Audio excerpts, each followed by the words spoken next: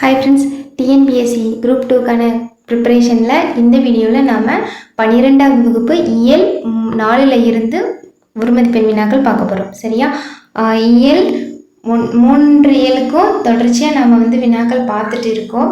இந்த வீடியோவில் 3வது இயலினுடைய கடைசி பாகம் இலக்கணத்திலிருந்து ஒரு சில வினாக்களும் 4வது இயலினுடைய தொடக்கத்திலிருந்து ஒரு சில வினாக்களும் சேர்த்து மொத்தம் 25 வினாக்கள் பார்க்க போகிறோம். வீடியோவை முழுமையாக பாருங்கள். படித்தவங்களுக்கு அந்த 25 வினாக்களும் ஒரு திருப்புதல் மாதிரி இருக்கும். வாங்க வீடியோக்குள்ளே போகலாம். திருக்குறளில் ஊக்கமுடைமையில் ஒரு குறளும் நம்ம பார்த்துடலாம். சரி, வாங்க வீடியோக்குள்ளே போகலாம். டெஸ்ட் மாதிரி அட்டென்ட் பண்ணி பாருங்கள். ஃபர்ஸ்ட் கொஸ்டின் பாருங்கம்மா. எத்திசை, இதன் சரியான புணர்ச்சி விதியை காண்க. எத்திசை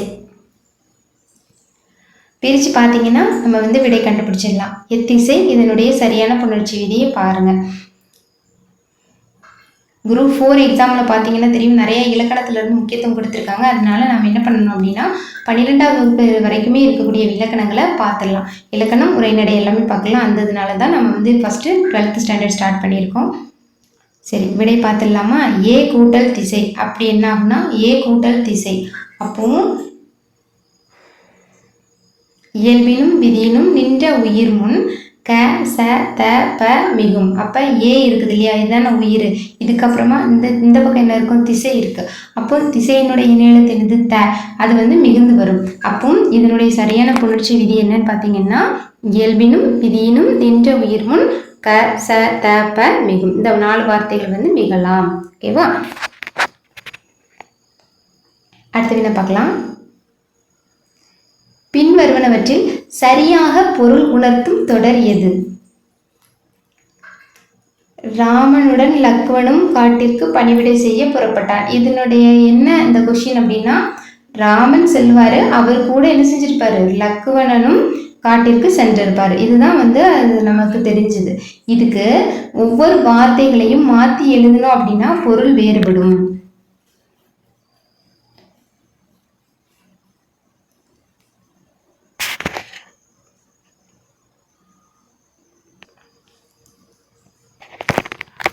கொஸ்டினை பார்த்தாச்சா?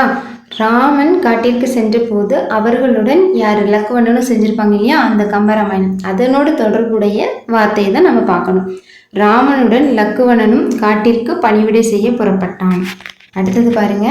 பணிவிடை செய்ய ராமனுடன் லக்வனனும் காட்டிற்கு புறப்பட்டான். காட்டில் ராமனுக்கு பணிவிடை செய்ய லக்வனனும் புறப்பட்டான். இதில் எது சரியான அந்த பொருளில் வருதுங்கிறதா நமக்கு விடை கொஸ்டின். சரியா? சரிம்மா, அப்போ விடை பார்த்துடலாமா? விடை நீங்கள் கண்டுபிடிச்சிருப்பீங்க. விடை என்னது? ராமனுக்கு பணிவிடை செய்ய தான் லக்வனன் காட்டிற்கு புறப்பட்டான். ஆனால் காட்டில் ராமனுக்கு பணிவிடை செய்ய லக்வனும் புறப்பட்டான். ஒவ்வொன்றும் வேற மாதிரி இருக்கும். சரியா? அதனால சென்டென்ஸை பார்த்துட்டு நம்ம ஆன்சர் பண்ணணும். அடுத்தது பாருங்க.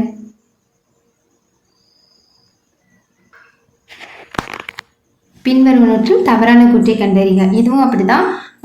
நம்ம ஒவ்வொரு இடத்துல எங்கே வல்லின மெய்கள் சேர்க்கணும், வல்லின இடைச்சொற்களில் எங்கே சேர்க்கணுங்கிற மாதிரி கொஸ்டின். அப்போ இதில் ஒரே ஒரு கூற்று மட்டும் தவறு. அது எதை தான் கண்டுபிடிக்க போகிறோம். இடைச்சொல்லுடன் சொற்களை சேர்த்தே எழுத வேண்டும். இரட்டை கிளவி சொற்களை சேர்த்து எழுத வேண்டும். உடம்படு மெய்கள் அமைந்த சொற்களில் உடம்படு மெய்களை தனியாக எழுத வேண்டும். நேரிசை சொற்களையும் எதிரிணை சொற்களையும் சேர்த்தே எழுத வேண்டும். அப்போ இதில் ஒன்று மட்டும் தவறு. என்னங்கிறத பார்த்துக்கோங்க. அப்போ இதில் நம்ம 4 கொஸ்டின் ஒரே இதில் பார்க்க போகிறோம்.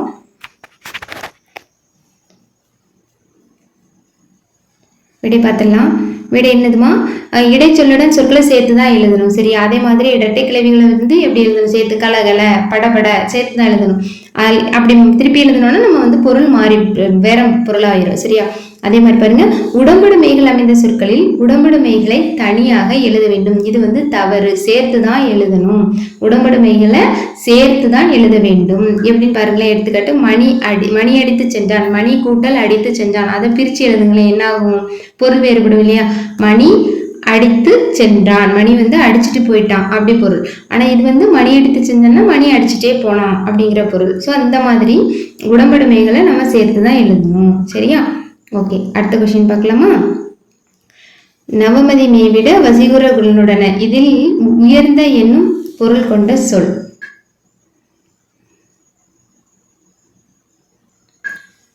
உயர்ந்த, இந்த 4 வார்த்தையில உயர்ந்த என்பதனுடைய பொருள். வசி நவ மசிகுர மதி. விடை பார்த்துடலாமா? விடை என்னதுமா? நவ. நவ என்பதன் பொருள் என்னன்னு பார்த்தீங்கன்னா உயர்ந்த. சரியா? அடுத்த கொஸ்டின் பாருங்க.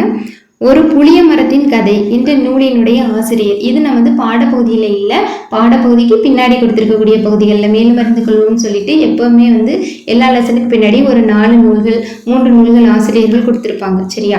அந்த வகையில இப்ப நம்ம ஒரு புளிய மரத்தின் கதை இந்த நூலினுடைய ஆசிரியர் யாரு? இந்த ஒரு புளிய மரத்தின் கதை இது வந்து பல்கலைக்கழகங்கள்ல பாடப்பகுதியாகவும் இருந்திருக்குது. மனோன்மணியம் யூனிவர்சிட்டியில பார்த்தீங்கன்னு படிச்சவங்களுக்கு தெரிஞ்சிருக்கும். ஓகே, விடை பார்த்துடலாமா? விடை என்னதுமா? சுந்தர ராமசாமி. சரியா? சுந்தர ராமசாமி அவர்களினுடைய அந்த படைப்பு தான் என்னது? ஒரு புளிய மரத்தின் கதை. அப்புறம் பாருங்க, திருக்குறள். அன்பும் அரணும் உடை தாயின் இல்வாழ்க்கை பண்பும் பயனும் அது. இது வந்து பயின்று வந்துள்ள அணி. இதுல என்ன அணி இருக்கு? வரிசையா அப்படியே வந்திருக்கு பாருங்க. அன்பும் மரணும் உடைத்தாயின் இல்வாழ்க்கை பண்பும் பயனும் அது. தொடர்ந்து ஒரே மாதிரி பொருள் கொண்டு நமக்கு வந்திருக்கும். அதனால இது என்ன அணி? நிரல் நிறை அணி. அடுத்தது பாருங்க, திருவள்ளுவர் பல்கலைக்கழகம் அமைந்துள்ள இடம். திருக்குறள் இல்லாத ஒரு கொஸ்டினே இருக்காது. திருக்குறளை பத்தியும் திருவள்ளுவர் பத்தியும் இல்லாத ஒரு வினாவே இருக்காது. இதுல திருவள்ளுவர் பல்கலைக்கழகம் பத்தி கொடுத்திருக்கோம். திருவள்ளுவர் பல்கலைக்கழகம் அமைந்துள்ள இடம். விடை பார்த்துடலாமா? விடை என்னதுமா? வேலூர். சரியா? வேலூர்ல தான் திருவள்ளுவர் பல்கலைக்கழகம் அமைந்துள்ளது. அப்புறம் இலக்கண குறிப்பு பொருத்துத மாதிரி நம்ம பார்க்கணும். சரியா? அன்பும் அரணும், நல்கலம், மறத்தல், உலகு. இதை வந்து பொருத்த போறோம். சரியா? நம்ம வந்து பொருத்தணும் இலக்கண குறிப்போட.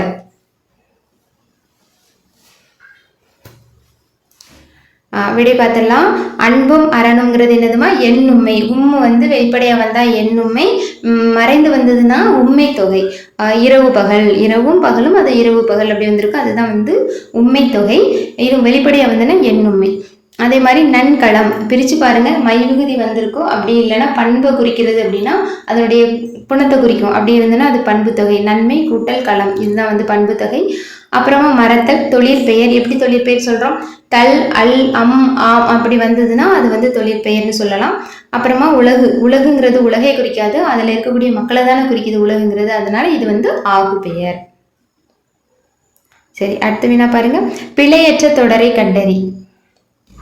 ஒரு வார்த்தை கொடுத்துருக்காங்க. இதுல வந்து ஒன்று மட்டும்தான் சரியானது. அது என்னங்கிறத நம்ம கண்டுபிடிக்க போறோம். அது ஒருவேளை மேங்குழி பிழைகளா இருக்கலாம், ஒற்று பிழையா இருக்கலாம். என்னங்க இல்லாத ஒரு சொல்ல கண்டுபிடிக்கணும். விடை பார்த்துடலாமாமா? விடை என்னதுன்னா அந்த டி ஆப்ஷன் தான் கரெக்ட். திருவளர் செல்வன் சேர்த்து எழுதணும். சரியா? இச்சு வரக்கூடாது, இங்க இச்சு வராது. ஓகே, அப்புறம் பாருங்க, ஏன் அப்படின்னா வினைத்தொகையில வந்து சொல்களுக்கு இடையில வல்லினம் மிக கூடாது. இதுதான் அந்த வார்த்தை, அதனுடைய ரூல்ஸ். சரியா? இந்த இதுபடிதான் நம்ம வந்து இப்ப செய்யணும், எழுதணும். அப்போ திருவளர் செல்வன் வல்லினம் வந்து மிகாது. ஏன்? அது வினைத்தொகை. அப்புறம் பாருங்க, திராவிட சாஸ்திரி என்று பரிதிமார் கலைஞர் பாராட்டியவர். திராவிட சாஸ்திரி என்று பரிதிமார் கலைஞர், அவர் எப்படின்னு சொல்லுவாங்க? சூரிய நாராயண சாஸ்திரி. அவர் தான் எழுதின தனி பாசுரன் தொகை அந்த நூலில் வந்து தன்னுடைய பெயரை பரிதிமார் கலைஞர்னு மாற்றி எழுதியிருப்பாரு.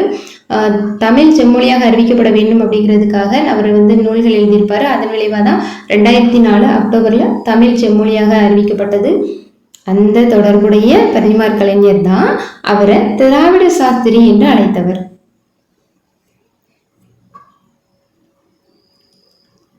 விடை பார்த்துடலாமா? விடை என்னமா? சீவை தாமோதரனார். சரியா? அவர் தான் வந்து திராவிட சாஸ்திரிங்கிற, திராவிட சாஸ்திரி என்று அழைக்கப்படுவர் யாருன்னு வினா கேட்கலாம். சீவை தாமோதரனார் வந்து திராவிட சாஸ்திரி என்று யாரை அழைத்தார்னு கேட்கலாம். அந்த அல்லது பரிதிமார் கலைஞருக்கு திராவிட சாஸ்திரி என்று பாராட்டிய பட்டம் வழங்கியவர் யாருன்னு கேட்கலாம். 3 வகையா வினாக்கள் கேட்கலாம். சரிம்மா, அடுத்த வினா பார்க்கலாம். அடுத்த வினா பாருங்க.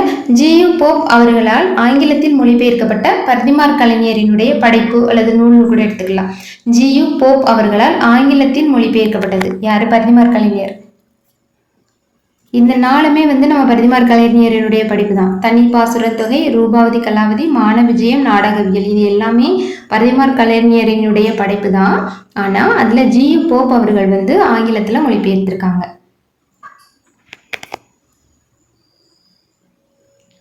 விடை பார்த்துடலாமாம்மா? விடை என்னதுமா? தனி பாசுர தொகை. இதுதான் என்ன அப்படின்னா பரிதிமார் கலைஞரினுடைய அந்த படைப்பை வந்து ஆங்கிலத்துல மொழிபெயர்க்கப்பட்டுள்ளது. யாருன்னு கேட்டாங்கன்னா ஜி.யு. போப். அடுத்தது பாருங்க. சினம் என்னும் சேர்ந்தாரை கொல்லி இனம் என்னும் ஏம புனையை சுடும். இதில் பயன் வந்துள்ள அணி என்னன்னு கண்டுபிடிக்கணும். சினம் என்னும் சேர்ந்தாரை கொல்லி இனம் என்னும் ஏம புனையை சுடும். சினம் அப்படிங்கிற அந்த இது வந்து கோபம், ஒரு அந்த தன்னை மட்டும் இல்லாம அவங்கள சுத்தி இருக்கவங்களையும் என்ன செய்யணும்னா பாதிக்கும். இதுதான் அதனுடைய பொருள். என்ன அணின்னு கண்டுபிடிக்கணும். விடை பார்த்துடலாமா? விடை என்னதுமா? ஏகதேச உருவக அணி. அடுத்தது பாருங்க. வையகமும் வானகமும் ஆற்றல் அறியுது. எதற்கு? திருக்குறள்ல இருந்ததை நமக்கு வினா. ஏன்னா திருக்குறள் வந்து நமக்கு இந்த பாடப்பகுதியில திருக்குறளே பாடப்பகுதியா இருக்குது, அதனோட தொடர்புடைய வினாக்களும் இருக்குது. ஸோ குறள் நமக்கு கண்டிப்பா தெரியணும். வையகமும் வானகமும் ஆற்றல் அறியுது. திருக்குறளை படிச்சு சொல்லி பார்த்தீங்கன்னா உங்களுக்கு தெரிஞ்சிடும். விடை பார்த்துடலாமா? விடை என்னதுமா? செய்யாமல் செய்த உதவி. செய்யாமல் செய்த உதவிக்கு வையகமும் வானகமும் ஆற்றல் அறியுது. அதுதான் குறள். அடுத்தது பாருங்க. இது புத்தக வினாதான், நம்ம பொருத்த போறோம். வையகத்தில் வாழ்வாங்கு வாழ்பவன் யார்? பயன் தூக்கார் செய்த உதவி எதனை போன்றது? சினம்ங்கிறது என்ன? காலத்தினால் செய்த நன்றி. இப்பதான் நம்ம வந்து ஒன்று பார்த்தோம் இல்லையா? சினம் என்பது வந்து தன்னை சேர்ந்தவர்களை கொண்டு விடும் அப்படின்ற மாதிரி, அழிக்கும் அப்படின்னு பொருள். அது தவிர மீறி இருக்கக்கூடிய 3க்கும் நம்ம ஆன்சர் கண்டுபிடிக்கணும். வையத்தில் வாழ்வாங்கு வாழ்பவன், பயன் தூக்கார் செய்த உதவி, பயன் கருதாமல் செய்த உதவி, அப்புறம் காலத்தினால் காலத்தக்க காலத்துல அறிஞ்சு செய்த உதவி. ஸோ இதுக்கெல்லாம் வந்து எப்படி வந்து திருவள்ளுவர் கூறியிருக்கிறாருங்கிறதான் பொருள். அதை நம்ம பொறுத்து போறோம்.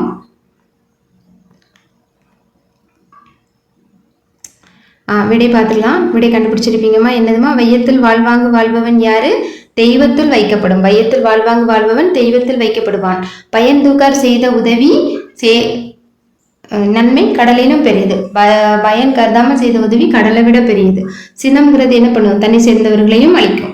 அடுத்தது காலத்தினால் செய்த உதவி ஞானத்தின் மான பெரியது, கடலை விட பெரியது. ஓகேவா? இதுதான் வந்து குறள். 4 குறளையும் ஒரே கொஸ்டினா கேட்டிருக்காங்க. அடுத்த வினா போலாமா? தொடர்பு படுத்தி பொறுத்துக. ப. சுப்பிரமணியனார், மா. ராசமாணிக்கனார், வெங்கடசாமி, வ. சுபமாணிக்கம். இதெல்லாம் யாருன்னு பார்த்தீங்கன்னா சிறந்த தமிழ் அறிஞர்கள் தான். இவர்கள் ஒவ்வொருவரும் ஒருவர்கிட்ட வந்து கல்வி கற்றிருப்பாங்க. சரியா? திண்ணை பள்ளி அந்த மாதிரி படிச்சிருப்பாங்க. உவேசா அவர்கள் எழுதிய அந்த கட்டுரையில இருந்து மீட்சி விண்ணப்பம், அந்த கட்டுரையில இருந்துதான் இவங்களுடைய தகவல்கள் எல்லாம் நம்ம எடுத்திருக்கோம். 4வது இயல் படிச்சீங்கன்னா உங்களுக்கு தெரிஞ்சிருக்கும்.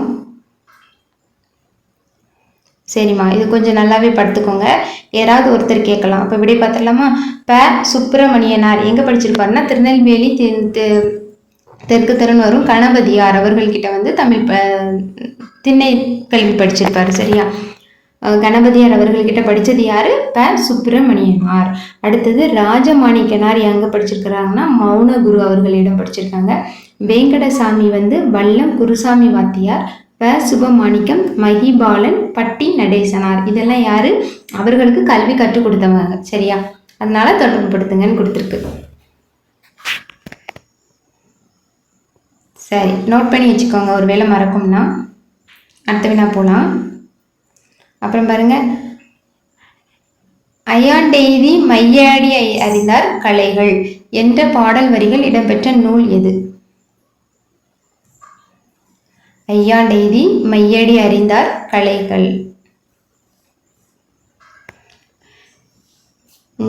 எப்படின்னா அந்த எழுது அதுக்கு பயன்படுத்துவாங்கல்ல, அதுக்கு மையெல்லாம் செஞ்சிருப்பாங்க. அந்த மைய வந்து பயன்படுத்தி தான் வந்துன்னா எழுத்து வந்து தெளிவா தெரியும், பண்டைய காலம் எழுத்து முறையில. சரியா? அதுக்கு பயன்படுத்தின அந்த வரிகள் தான் இந்த நூலில் இடம்பெற்றுள்ளது. இந்த வரிகள் எந்த நூலில் இடம்பெற்றுள்ளது?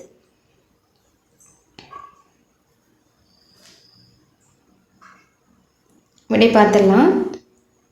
சிந்தாமணி. சரியா, சிந்தாமணி தான் இதனுடைய விடை. ஐயாண்டெய்தி மையடி அறிந்தார் கலைகள் என்ற பாடல் வரிகள் எங்க இருக்கு? சிந்தாமணியில இடம்பெற்றுள்ளது. எதை குறிக்குது அப்படின்னு சொன்னா அந்த எழுத்து பலகைக்கு மை தீட்டி எழுதுவாங்க இல்லையா, அதை குறிக்குது. அப்புறம் பாருங்க,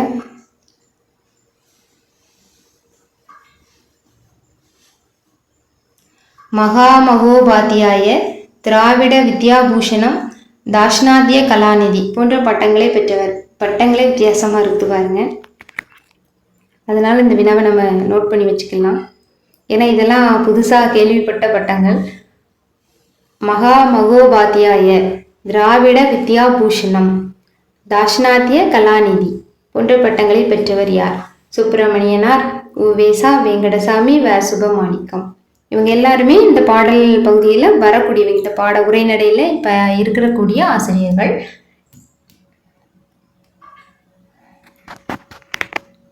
விடை பார்த்துடலாம். விடை யாரு? வேற யாரும் இல்லை, நம்ம அந்த கட்டுரை ஆசிரியராகிய உவேசா தான். சரியா, இதை என்னன்னு சொல்லி இவருக்கு இன்னொரு சிறப்பு பெயர் என்னமா? தமிழ் தாத்தா. ஓகே, அப்புறம் பாருங்க, தவறான இணையை கண்டறி. இதுவும் எப்படிப்பட்டது அப்படின்னா, அந்த தொடக்க கல்வி, நம்ம கல்வி இரு முறைகள் இருக்குது இல்லையா, அதுக்கு ஒவ்வொருத்தருக்கும் ஒவ்வொரு பேர் வச்சிருப்பாங்க. இதுல ஒண்ணு மட்டும் தவறா குறி இருக்குது. வித்யாரம்பம்னா என்ன? உபாத்தியாயர், புலி மாற்று, அஷ்ராபியாசம். இதுல ஒண்ணு மட்டும் தவறான இணை. அது என்னங்கிறத நம்ம கண்டுபிடிக்கணும். இப்படி கண்டுபிடிச்சிட்டீங்கன்னு நினைக்கிறேன். வித்யாரம்பம்னா கல்வி தொடக்கம்தான். உபாத்தியாயர்னா ஆசிரியர் தான். கூலி மாற்றுனா பெருக்கல் வாய்ப்பாடு. அஷ்ராபியாசம் அப்படிங்கிறது வாசிப்பு பயிற்சி கிடையாது, எழுத்து பயிற்சி. ஓகே, அடுத்த வினா போலாமா? அப்புறம் பாருங்க, பழுத்திருந்தால் சாறு வரும், வயலில் தண்ணீர் பாய்த்திருந்தால் ஏர்கள் வரும் என்று பாடியவர். நல்லா இருக்குதுல்ல? பழுத்திருந்தால் சாறு வரும், வயலில் தண்ணீர் பாய்ந்திருந்தால் ஏர்கள் வரும் என்ற பாடல் வரிகளுக்கு சொந்தமானவர். விடை பார்த்துடலாமா? விடை என்னது அப்படின்னா சுரதா. நம்ம பாடப்பகுதியே சுரதாவினுடையது தான். சுப்பு ரத்தினதாசன் அதுதான். ஓகே, அடுத்த வினா போலாம். அப்புறம் பாருங்க, சுரதா அவர்கள் நடத்திய கவிதை இதழ். இது என்னன்னா கவிதை மட்டுமே இருக்குமாமா அந்த இதழ்ல. கவிதைகள் தொடர் மட்டுமே இருக்கக்கூடிய ஒரு இதழ் அவர் நடத்தினது. அது என்னதுன்னு கண்டுபிடிக்கணும். காவியம், இலக்கியம், விண்மீன், ஊர்வலம் எல்லாமே அவரோடு தொடர்புடைய இதழ்கள் தான். சரியா, இது புத்தகத்துக்கு பின்னாடியும் வினா இருக்கா, நான் வேற மாதிரி இருக்குது. சரியா, கவிதைகள் மட்டுமே வெளிவந்த ஒரு இதழ் பெயர் என்ன அப்படின்னு கேட்டிருக்காங்க. அப்போ விடை பார்த்துடலாம். விடை என்னதுமா? காவியம். மீதி எல்லாமே அவர் நடத்திய இதழ்கள் தான். ஆனா கவிதை மட்டுமே வந்தது என்ன அப்படின்னா காவியம். அடுத்த வினா பார்க்கலாமா? ராஜகோபாலன் என்ற இயற்பெயரை கொண்டவர். இது நீங்க இப்ப டக்குன்னு நம்ம இப்ப ஆன்சர் பண்ணிடுவோம். மொத்தமா எல்லா ஆசிரியர் பேரையும் நம்ம படிக்கும்போது கண்டிப்பா நமக்கு கன்ஃபியூஸ் ஆகும். யாருன்னு பார்த்துக்கோங்க. சரியா, ராஜகோபாலன் அப்படிங்கிறது யாருமா? சுரதா. சுரதாவினுடைய முழு விரிவாக்கம் என்னன்னா சுப்பு ரத்தினதாசன். ஏன் அப்படின்னா பாரதாசன் மீது கொண்ட பற்றின் காரணமாக சுப்பு ரத்தினதாசன் மாத்திக்குவாரு. சரியா, ஓகே, அடுத்த வினா போலாம். சுரதா. அப்புறம் பாருங்கம்மா, மரங்கள் தச்சன், கைவல் சிரா அர், மலுடை காட்டகத்து அற்றே. இதுல அந்த சிரா அர் என்பதனுடைய இலக்கண குறிப்பு கண்டுபிடிக்கணும். சிரா அர்,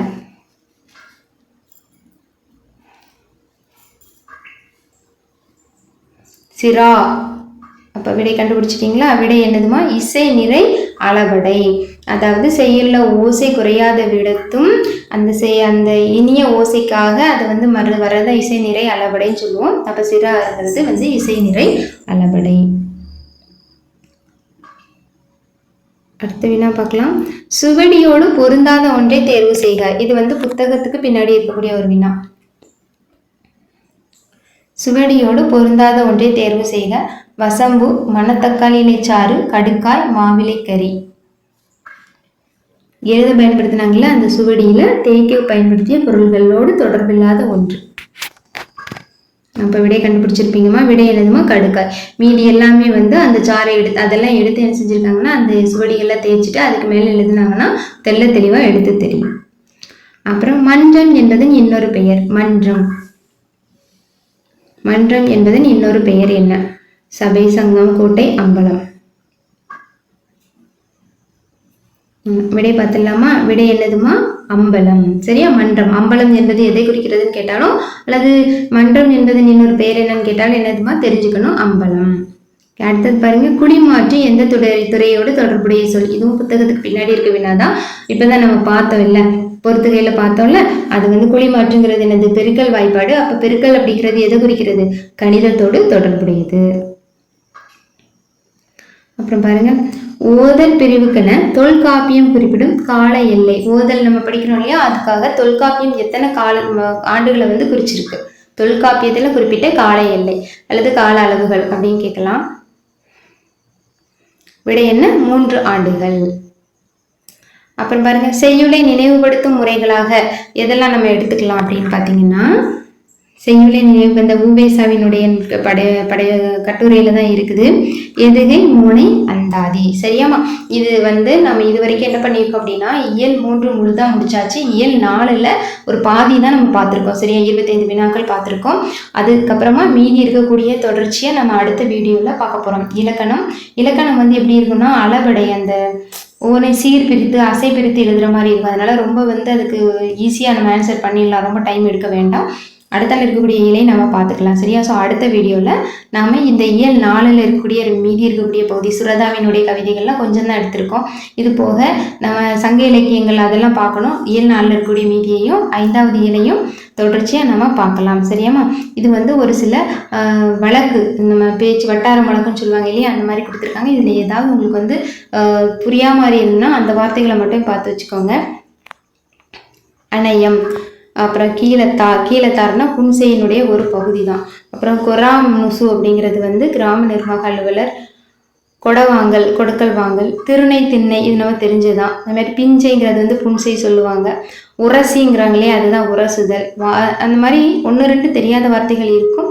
தெரியாதது மட்டும் நம்ம என்ன செஞ்சுக்கணும்? நோட் பண்ணி வச்சுக்கலாம். வட்டார வழக்கு சொற்கள் எதிர்பார்க்கப்படலாம். அப்போ இந்த வீடியோவில் கிட்டத்தட்ட நம்ம ஒரு 25 வினாக்கள், புத்தகத்துக்கு பின்னாடி இருக்க வினாக்கள் தவிர நாமளே ஒரு 25 வினாக்கள் நம்ம படிச்சிருக்கோம், ரிவிஷன் பண்ணியிருக்கோம். அது நமக்கு கண்டிப்பாக பயனுள்ளதாக தான் இருந்திருக்கும். வீடியோவை பொறுமையாக முழுமையாக பார்த்தவங்க எல்லாருக்குமே ரொம்ப நன்றி. நம்ம அடுத்த வீடியோவில் இன்னும் அடுத்தடுத்த வினாக்களை தொடர்ச்சியாக பார்த்து குரூப் 2 எக்ஸாமுக்கு தயார்படுத்திக்குவோம். அந்த வீடியோ உங்களுக்கு பயனுள்ளதாக இருக்குது, இல்லை வினாக்கள் நல்லா இருக்குதுன்னு நினச்சிங்கன்னா ஒரு லைக் கொடுங்க. அது எனக்கு இன்னும் அடுத்த வீடியோக்கள் போடுறதுக்கு ஒரு ஆர்வத்தை கொடுக்கும். நம்ம தொடர்ந்து நம்ம சேனல் பார்க்கணும், வீடியோஸ் பார்க்கலாம்னு நினச்சிங்கன்னா மறக்காமல் சப்ஸ்கிரைப் பண்ணிக்கோங்க. அடுத்த வீடியோவில் பார்க்கலாம்.